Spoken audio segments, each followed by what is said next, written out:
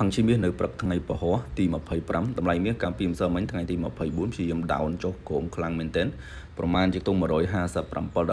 ដែលបាន down មកដល់តំបន់ទាបចុងក្រោយស្ថិតនៅក្នុងស៊ូន$3,960ក្នុង1អោន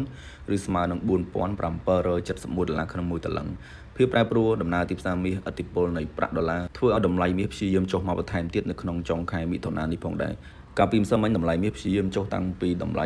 $4,117ក្នុង1អោនធ្លាក់មកដល់តម្លៃ$3,965ហើយព្យាយាមកើនឡើងមកវិញតិចតួចទេបងប្អូនឡើងបានតែខ្ទង់80លេខមិនថាតិចតួចច្រើនគួរសមប៉ុន្តែក៏ព្យាយាម down ចុះមកវិញទៅមកជុំនៅក្នុងតំបន់ទាបស៊ូន$3,960ជាងនឹងឯងឥឡូវនេះនៅព្រឹកថ្ងៃពហុនេះតម្លៃមាសព្យាយាមកើនមកវិញខ្លះហើយបើយើងវិភាគទៅលើតម្លៃនៅក្នុងព្រឹកថ្ងៃទី25នេះផងដែរគឺតម្លៃមាសបាន start ឡើងពីតម្លៃ$3,990 លោតមកដល់ស៊ូន$4,018ក្នុង1អោនប្រមាណជាខ្ទង់$30វិញហើយដែលបានកើនឡើង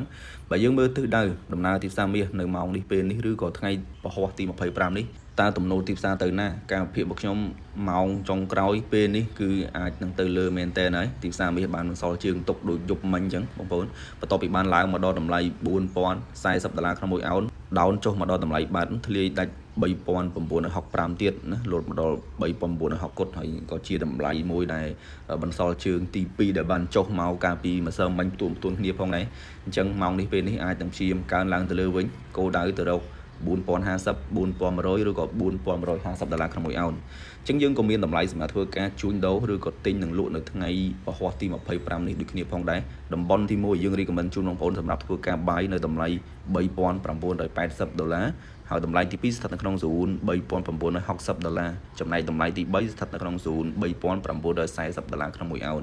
នេះគឺជាតម្លៃសម្រាប់ធ្វើការទិញដោយសារតែវាមានបាត2ជើងអញ្ចឹងយើងនៅតែបន្តទិញនៅក្នុងតំបន់ low នឹងទៀតបច្ចុប្បន្ននេះឥទ្ធិពលនៃប្រាក់ដុល្លារមានការកើនឡើងខ្លាំងគម្រោងនៅក្នុងការតម្លៃអត្រាការប្រាក់នៅខែក្រោយក៏អាចនឹងមានភាគរយផងដែរដូច្នេះធ្វើឲ្យសម្ពាធមាសមានការធ្លាក់ចុះខ្លាំងយ៉ាងណាក្តីទីផ្សារមាសបានចុះច្រើនគួរសមហើយយើងមើលឃើញថាឱកាសកើនឡើងទៅវិញក៏មានដូចគ្នាតម្លៃសម្រាប់ធ្វើការលក់វិញនៅថ្ងៃទី25នេះតំបន់ទី1 recommend ជូនបងប្អូន sell លក់នៅស៊ូន$4,050ក្នុង1អោននិងតម្លៃទី2គឺ$4,080ចំណែកតម្លៃទី3គឺស៊ូន$4,111ក្នុង1អោនភាពប្រែប្រួលគោលដៅគឺអាចនឹងព្យាយាមកើនឡើងជុំមកមួយជើងទៅពីរជើងមួយជើងពីរជើងទៀតឡើងមកដល់$4,100វិញផងដែរបងប្អូនអញ្ចឹងយើងមើលឃើញហើយទីផ្សារថាតើនៅក្នុងថ្ងៃទី25នេះព្យាយាមបុកដោនដាច់បន្តពីតម្លៃ$3,960ចុះខំទៀតឬក៏យ៉ាងណាការព្យាករណ៍របស់ខ្ញុំឃើញថាវារៀងកើហើយថ្មីត្បិតតែបច្ចុប្បន្នប្រាក់ដុល្លារល្អប៉ុន្តែឥទ្ធិពលនៃការទម្លាក់តម្លៃមាសចុះមកដល់តំបន់ទាបនេះគឺជាសញ្ញាក្នុងការកើនឡើងទៅវិញខ្លះដើម្បីឲ្យយើងអាចទាញផលចំណេញបានដូចគ្នាយ៉ាងណាក្តីសម្រាប់ការជួញដូរនៅថ្ងៃទី25នេះ